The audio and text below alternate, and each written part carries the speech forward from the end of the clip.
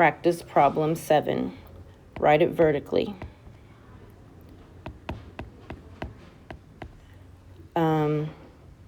Least common denominator, we can multiply to get 33.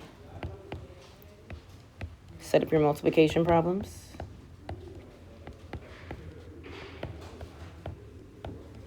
How do I get from 3 to 33? Multiply by 11. 1 times 11 is 11. How do I get from 11 to 33? Multiply by 3. 4 times 3 is 12. Add those together, and you're going to get 23 over 33. Final answer, nothing else would be correct. Last problem, write it vertically. 2 over 9 plus 1 over 2. I can multiply these together. Now, how do you know when you can and can't multiply? Just with practice. So if you have to keep writing it out for now, do that. So it's going to be 18. We're going to set up our multiplication problems. Oops, new denominator is 18. What do I multiply 9 by? That's going to be 2. 2 times 2 is 4.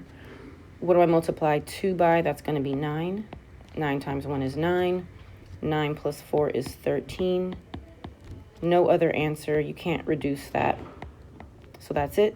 It's time for your exit ticket. Take your time. Show your work on scratch paper.